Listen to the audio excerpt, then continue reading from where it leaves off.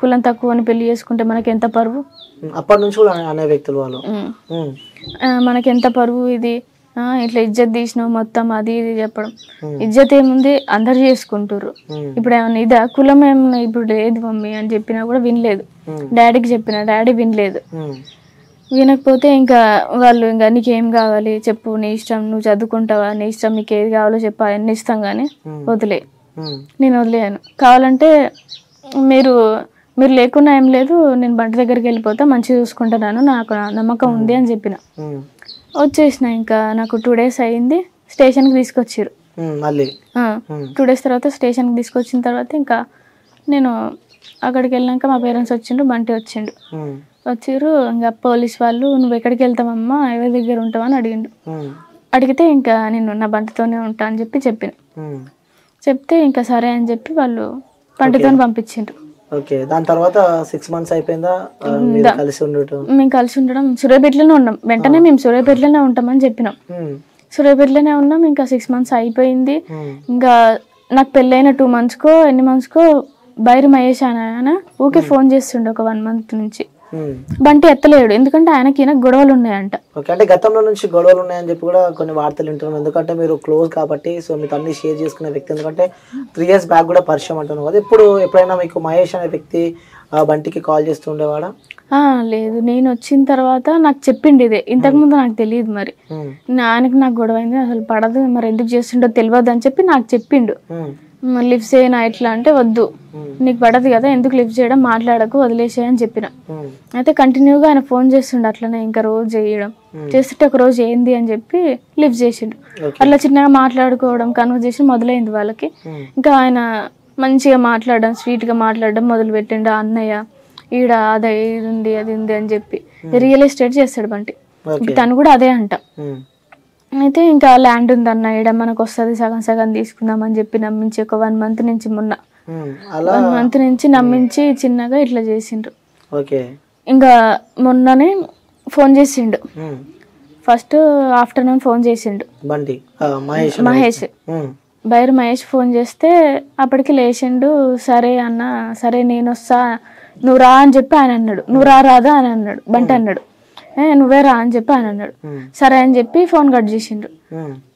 తర్వాత ఇంకా మళ్ళీ ఫోన్ చేసినాక అది మేము ఈడ ఇది తాగుదాం, నువ్వు అది తాగు, తోటలో ఉంటాం అని చెప్పి అన్నాడు. రాండి అని చెప్పి అన్నాడు. నాకైతే అట్లా వినపడింది వాళ్ళు ఫోన్ మాట్లాడుతుంటే. అంటే స్పీకర్ పెట్టలే కానీ నార్మల్గా వినపడుతుంది కదా బయటికి, నాకు అట్లా వినపడింది.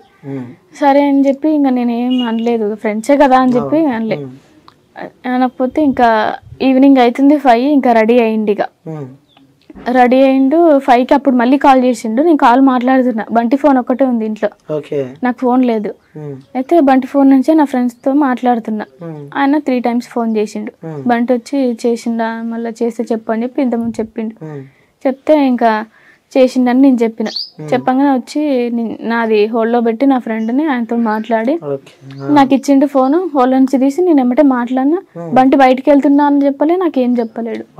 నాకు ఎప్పుడైనా బయటికి వెళ్ళేటప్పుడు నీడికి వెళ్తున్నా, ఈ టైంకి వస్తా నేను అని చెప్పి వెళ్తాడు. మరి అంత తొందరగా ఎందుకు వెళ్ళిండో తెలియదు. నేను బయట నిలబడ్డాడేమో, బయట వేరే వాళ్ళు ఉన్నారు, నిలబడ్డారేమో అనుకున్నా నేను. కానీ ఇంకా నేను ఫోన్ మాట్లాడినా ఒక 1 hour దాకా ఇంకా అట్లనే ఉన్నా. ఫోన్ అప్పుడప్పుడు ఇచ్చిపోతాడు నాకు, అట్లా ఇచ్చిపోతాడు. నేను ఒక్కదాన్నే ఉంట్లా మళ్ళీ అని చెప్పి, ఫోన్ లేదుగా అని చెప్పి ఇచ్చిపోతాడు అప్పుడప్పుడు. అట్లా ఇంకా వెళ్ళిపోయిండు. ఫ్రెండ్స్ దగ్గరికి వెళ్తాడు, ఎప్పుడైనా వెళ్తాడు కదా. ఈవినింగ్ టైము 9కి 10కి 11కి ఎప్పుడు పడితే అట్లా వస్తాడు. 2కి ఇంకా దాటాడు. ఇక 2 వరకే ఇంకా స్టాప్ ఆయన తిరగడం. అయితే ఇంకా వస్తాడులే అని చెప్పి 9 దాకా వెయిట్ చేసిన ఇంకా వస్తలేడు. ఇక ఇంకా వస్తలేడు అని చెప్పి నేను పిన్ని వాళ్ళ ఇంటి దగ్గరికి వెళ్ళి చూస్తే 8 o'clockకి లేడని చెప్పిండ్రు. లేకపోతే ఇంకా సర్లే అని చెప్పి 11 అవుతుంది. 11కి ముందు బైర్ మహేష్ నాకు ఫోన్ చేసిండు. బంటి వెళ్ళిండో లేదో తెలియదు కానీ మళ్ళీ ఎందుకు ఫోన్ చేసిండో తెలియదు నాకు. నేను నా ఫ్రెండ్తో మాట్లాడుతుంటే లిఫ్ట్ చేయలేదు.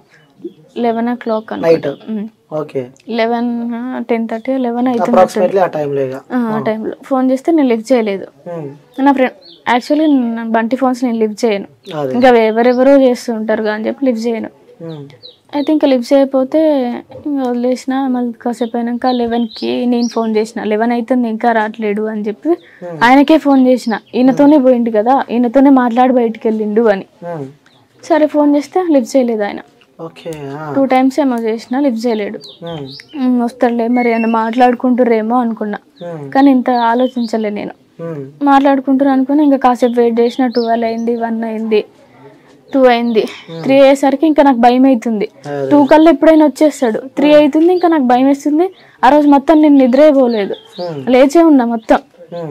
2 అవుతుంది, 3 అవుతుంది, ఇంకా రావట్లేడని చెప్పి నేను మా వదినకు ఫోన్ చేసిన. ఫోన్ చేసి వదిన ఇంకా బంటి రాలేదు ఏమో మరి ఎవరితోనో కాల్ మాట్లాడి లాస్ట్కి అని చెప్పి ఈ నెంబర్ ఇచ్చిన. ఈ నెంబర్కి ఒకసారి నువ్వు కాల్ చెయ్యి అని చెప్పిస్తే అప్పటికి ఆయన ఫోన్ స్విచ్ ఆఫ్, బైరం అయ్యేది. కొద్దిసేపటికి నేను చేసిన ఆయనకి మళ్ళీ 5 o'clockకి చేసిన, మార్నింగ్ 6 o'clockకి చేసిన, స్విచ్ ఆఫ్. 6:30 అట్లా అవుతుంది మార్నింగ్, ఇంకా రావట్లేదు. 7 అయ్యే టైంకి ఇంకా మాకు తెలిసింది. పోలీస్ వాళ్ళు కాల్ చేసి బంటి లేడా అని చెప్తే ఇంకా రాలేదు బంటి, నైట్ వెళ్ళిండు, మరి ఎక్కడికి వెళ్ళిండో తెలియదు అని చెప్పిన. నేను అమ్మమ్మ ఉంటుంది. అయితే ఇంకా రాలేదు తెలియదు మరి అని అన్నా నేను. అయితే బంటిది ఏ షర్టు, హెయిర్ ఎట్లుంది, ఆయన ఏ బైక్ వేసుకొని వచ్చినప్పి అడిగారు. చెప్పిన నేను. ఎందుకని నేను అడిగితే వాళ్ళు చెప్పలేదు నాకు. మళ్ళీ అడిగిన నేను, చెప్పలేదు. ఇంకా నేను తర్వాత కాల్ చేస్తా అని చెప్పి పోలీస్ వాళ్ళు కాల్ చేశారు, బంటి నెంబర్. అయితే ఇంకా వాళ్ళు చెప్పలేదు, ఫోన్ కట్ చేసిండ్రు. మళ్ళీ తర్వాత చెప్తామని ఫోన్ కట్ చేస్తే నేను వేరే అన్నకు ఫోన్ చేసిన. అన్న ఇంతకుముందు చేస్తే మళ్ళీ చేసి విజయన్న ఏమైంది ఏంటంటే, అరే ఇక్కడ పిల్లలు మరి చెరువు కట్ట దగ్గరికి రారా అన్నాడు. అప్పటికి నాకు భయం వేస్తుంది, ఫుల్గా భయం వేస్తుంది. ఏం చేయాలో అర్థం కావట్లేదు, ఏమైతుందో అర్థం కావట్లేదు. ఏడుస్తున్నా అప్పటికి. ఏడుస్తుంటే ఇంకా చేసిన తర్వాత నాకు డౌట్ వచ్చింది. డౌట్ వచ్చేసరికి పిల్లల మరి నుంచి ఒక అబ్బాయికి ఫోన్ చేసిన, బంటి ఫ్రెండ్కి. బంటి ఫ్రెండ్ పిల్లల మరి వాళ్ళు ఉన్నారు. అయితే ఫోన్ పిల్లల మారిలోనే జరిగిందని చెప్పారు. అందుకని పిల్లల మారి వాళ్ళకి ఫోన్ చేసిన. చెప్పి ఇట్లా బంటి ఉన్నాడా అని చెప్పి అడిగిపిస్తే భార్య ఉందా అంటే లేదు రూమ్ లో ఉంది అని చెప్పింది. చెప్తే నేను అక్కడనే ఉన్నా, వాళ్ళు చెప్పరేమో అని చెప్పి అట్లా చెప్పించిన. అయితే బంటన్న లేడు, చనిపోయిండు, చంపేసిరు అని చెప్పిండు. ఒక అన్నయ్య పిల్లల మరి అన్నయ్య నరేష్ అని ఆయన చెప్పిండు. పోలీస్ వాళ్ళు కాల్ చేసినప్పుడు ఏం చెప్పారు మీకు? ఆయన ఏం చెప్పలేదు, కానీ అంటే ఎలాంటి షర్ట్ వేసుకుండు, ఎట్లా ఉంది హెయిర్ అని చెప్పి అట్లా అడిగిండ్రు అంతే. ఇంకా ఎవరికి కాల్ చేశారు మీరు? వాళ్ళ ఫ్రెండ్ కా? నరేష్ ఆయనకు ఫోన్ చేసిన. ఓకే, ఏమన్నాడుతాను? బంట నన్ను చంపేసిరు, ఇడేసిరు అని చెప్పిండు. ఇంకప్పటికి నేను ఫుల్ ఏడ్చుకుంటున్నా. ఇంకా తీసుకెళ్ళిరు నన్ను.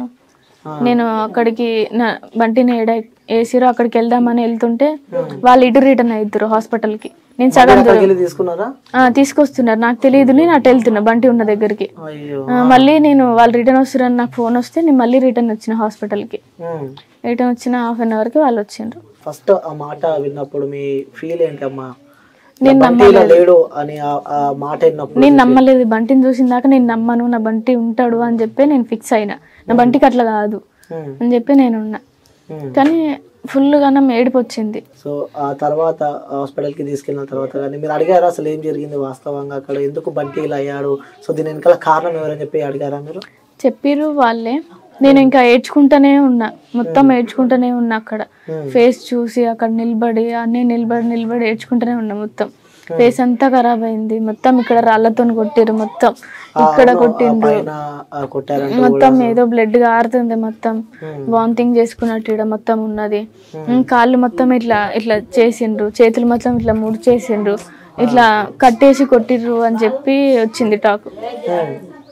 ఆడ తాళ్ళు కూడా ఉన్నాయంట, కట్టేసి కొట్టిరట్టుంది అని చెప్పి అన్నారు. లేదు నేను వెళ్ళలేదు. అప్పటికి నేను హాస్పిటల్కి వచ్చారు వాళ్ళు. అట్లా నేను ఇటు రిట్ అయినా, నేను వాళ్ళు అడుగుతుండ్రు అని చెప్పి నేను అటే వచ్చిన. ఇంకా చూసిన హాస్పిటల్కి తీసుకొచ్చినాక మార్చిరీలో పెట్టినాక చూసిన. నేను చూసిన ఇంకా మొత్తం ఎలానో నాలుక మొత్తం బయటకు వచ్చేసి పీక మీద నొక్కితే నాలుక బయటకు వస్తుంది కదా, పీక మీద కాలేసిర్రో ఇట్లా అవి బట్టి గుంజిర్రో తెలియదు. ఇంకా తాళ్ళు బట్టి నాలుక మొత్తం బయటకు వచ్చేసింది. ప్రైవేట్ తన్నిరు అనుకుంటా, జిప్పు ఊసింది మొత్తం. ఇంకా ఆయన మొలతాడు ఈడికొచ్చింది, ఈడుండేది అంత టైట్ అయి పైకి వచ్చేసింది మొత్తం, ప్యాంట్ మొత్తం బుడద అవ్వడం అంతే, అట్లా జరిగింది. అసలు ఎక్స్పెక్ట్ చేసావా అమ్మా నువ్వు? ఎందుకంటే ఎంతో ఇష్టపడి పెళ్లి చేసుకున్న తర్వాత ఇలా అయిపోతుంది బంటి, సడన్ గా చేయి జారిపోతాడు. ఎందుకంటే పెళ్లి అయి కూడా మీకు 6 నెలలే జరుగుతుంది కాబట్టి ఇలా చేయి జారిపోతాడు మీ బంటి. ఎందుకంటే ఇంట్లో వాళ్ళకన్నా ఎక్కువ ఆ బంటిని ఊహించుకున్నావు నువ్వు. సో బంటితో లైఫ్ లాంగ్ చాలా హ్యాపీగా ఉందాం అనుకున్నావు, కానీ సడన్ గా ఇలా అవుతుంది అని చెప్పి అనుకున్నారా మీరు? అసలు ఎక్స్పెక్ట్ చేశారు అసలు ఆలోచన? ఎక్స్పెక్ట్ చేయలేదు, చెప్పిన వాళ్ళు నేను నమ్మలేదు. నేను చూసినప్పుడు కూడా నా బంటి చనిపోలేదు, లేచే ఉంటాడు, లేస్తాడు నా బంటి అనే చెప్పాను నేను. ఏమని చెప్పింది చివరిగా బంటి మీతో? చివరిగా మాట్లాడిన మాటలు కానీ అవన్నీ గుర్తున్నాయా మీకు? ఆ రోజు మాట్లాడింది, నాన్న నీకు ఫోన్ కొనిస్తా, 14 ఐఫోన్ కొనిస్తా, ఈవినింగ్ వచ్చి నేను ఫోన్ కొనిస్తా, ఓకేనా, బయటికి వెళ్తా నేను తర్వాత అని చెప్పిండు. సరే అని చెప్పి నేను అన్నా. ఆఫ్టర్నూన్ అన్నం తినిపించిన నేను. ఆ అన్నమే హాలు కొట్టినప్పుడు బయటకు వచ్చింది. ఇంకా అంతే. ఇంకా మేము ఇంకా ఫేస్బుక్ చూసుకుంటా ఇద్దరం, ఆయనకో డ్రెస్ నాకో డ్రెస్ బుక్ చేసుకున్నాం అదే రోజు. ఇంకా బయట కూర్చొని కొంచెంసేపు ఆడుకోవడం అట్లా చేసాం రోజు. ఓకే.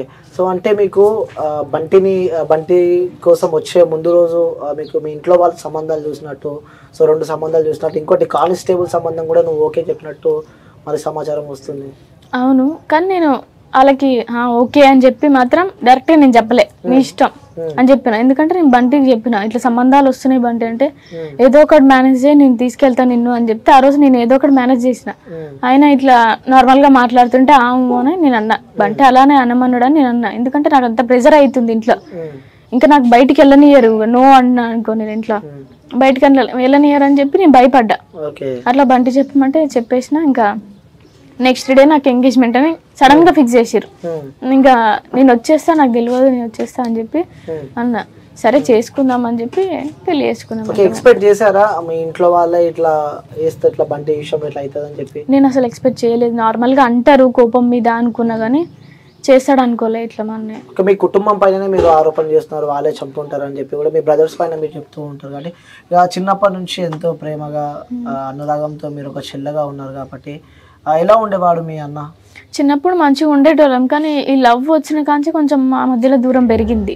ఆయన నాతో మాట్లాడకపోవడం, మాట్లాడినా సీరియస్ గా మాట్లాడడం, వేరేలాగా మాట్లాడడం అన్నట్టు చేసింది. కానీ నేను కూడా మాట్లాడడం మానేసిన. ఇంకా నేను బంటిని పెళ్లి చేసుకుంటాను అని చెప్పి మాట్లాడడం మానేసిన ఆయనతోనే. ఇంకా అట్లా కోపం ఎక్కువ అయింది ఆయనకి, నేను చెప్పితే వినలేదు అని చెప్పి. ఓకే. సో పెళ్ళైన తర్వాత కూడా రీసెంట్ టైమ్స్ లో కూడా మీ మదర్ వచ్చి మిమ్మల్ని కలుస్తూ ఉండేదంట, అప్పుడప్పుడు వచ్చి కలుస్తూ ఉండేది. ఇంట్లో వాళ్ళకి తెలియకుండా వచ్చేదా మీ మదర్? తెలియకుండా వచ్చేది, అంటే నన్ను తీసుకెళ్ళడానికి వచ్చేది. అంటే నువ్వు వచ్చేసే, ఇంకా ఏ ఇంట్లో ఎట్లా ఉంటాం, ఇట్లా ఉంది ఇల్లు, మనం ఎట్లున్నాం ఏంది అని చెప్తే, ఏ ఇంట్లో ఎట్లుండడం కాదు మమ్మీ, మన మనసులు ఎట్లుండాలి, మంచిగా ఉండాలి. ఆయన నన్ను మంచిగా చూసుకుంటున్నా, నేను ఆయన మంచిగా చూసుకుంటున్నా, మా మనసులు ఇద్దరికి కలిసినాయి.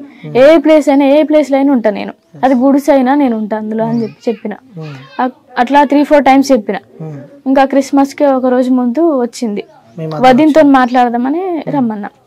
వదిన మాట్లాడింది, మీ బిడ్డకి ఎలాంటి లోటు ఉండదు, మేమంతా మంచి చూసుకుంటాం, నా బంట అంత దుర్మార్గుడు కాదు అని చెప్పి మాట్లాడింది అంత వదిన. మాట్లాడంగానే ఆ మనసు మారింది కొంచెం మమ్మీది. అయితే మేము రిసెప్షన్ పెట్టుకోవాలనుకుంటున్నాం, మరి మీ ఇంట్లో మాట్లాడమా వచ్చి అని చెప్పి వదిన అన్నది. వద్దమ్మా, మా ఇంట్లో వాళ్ళు మంచోళ్ళు కాదు, మంచిగా ఉన్నారుగా, మంచిగా ఉండండి, రిసెప్షన్ ఇవన్నీ ఎందుకు, మా వాళ్ళు తక్కువ కాదు అని చెప్తే, సరే మరి ఇక అని చెప్పి అన్నది మా వదిన. ఆ రోజు ఇంకా మాట్లాడింది అదే లాస్ట్ అంటారా? ఎందుకు అంత బంటి అంటే అంత ప్రేమ, అంత ఇష్టం? ఎందుకంటే సో ఈ క్వశ్చన్ నేను ఎందుకు అడుగుతున్నా అంటే, సో చిన్న ఉన్నప్పటి నుంచి కన్నీ పెంచిన కన్నా తల్లిదండ్రుల కన్నా సొంత అన్నల కన్నా ప్రేమకి అంత ఇంపార్టెన్స్, ప్రేమకి అంత వాల్యూ ఉందంటే నీ వర్షన్ నువ్వేం చెప్తావమ్మా?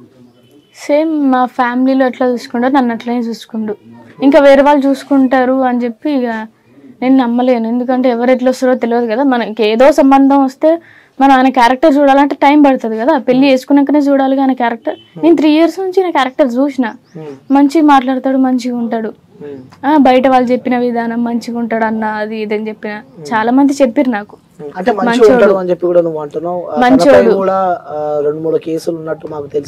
తను మాత్రం తప్పు చేయడు, తన మీదకి వస్తే మాత్రం ఊకోడు అంతే. ఇంకా అది తన గొడవ కాదు, ఎవరిదో అంట. ఎవరిదో గొడవ అయితే వెళ్తే ఈయన మీద అటాక్ అయింది, మరి ఈయనకి చేయాలనుకురో ఏమో. ఇట్లా కత్తితో పొడవడం, కాలికి దెబ్బ తాకిందప్పుడు జరిగితే ఇంకా ఈయన కేసు పెట్టిండు. వెళ్ళి కేసు పెట్టిన తర్వాత, మర్డర్ కేసు పెట్టిన తర్వాత వాళ్ళు కాంప్రమైజ్ మొత్తం అయ్యారు. ఇంకా నెక్స్ట్ ఇంకా బయట తిరుగుతూ ఉంటారు ఇక అందరు, వాళ్ళు వీళ్ళు ఒక్కడ ఎక్కడనో కలుసుకుర్రు. అంటే కలవడం కాదు కానీ వాళ్ళు ఆడున్నారు, బంటి ఈడున్నాడు. లాంగ్వేజ్ వేరేలాగా మాట్లాడతారు గలీజ్గా. బంటి ఊకోలే, ఇంకా నన్ను ఎందుకు అట్లా మాట్లాడుతారు అని చెప్పి అది చిన్న లొల్లి అయింది. అది కేసు కింద పెట్టారు. సో మీరు పెళ్ళైన తర్వాత ఎప్పుడు భయం అనిపించలేదు? ఎందుకంటే మీ అన్న వాళ్ళు చెప్తూ ఉన్నావు మనుషులు కాదని చెప్పి, మరి ఎప్పుడు భయం కాలేదా? లేదు, నాకు అంతా ఇది చేస్తారని చెప్పి అనుకోలే నేను. అంటే కోపం వచ్చినప్పుడు ఎవరైనా మాట్లాడతారుగా, మరి అంత మూర్ఖంగా ఉండరుగా నా అన్నలు అనుకున్నా నేను. కానీ ఇట్లా చేస్తారా అనుకోలేను. సో ఎక్స్పెక్ట్ చేయలేదు నేను. ఓకే, సో బంటితో మీకున్న మెమోరీస్ షేర్ చేసుకోవాలంటే ఏం షేర్ చేసుకుంటాం? చాలా ఉన్నాయి అసలు. మేము చాలా ఎంజాయ్ చేసినాం, చాలా తిరిగినాం. ఆ మాటలు ఆయన చేసే విధానం మర్చిపోలేదు నేను. ఏమంటూ ఉంటావాడు?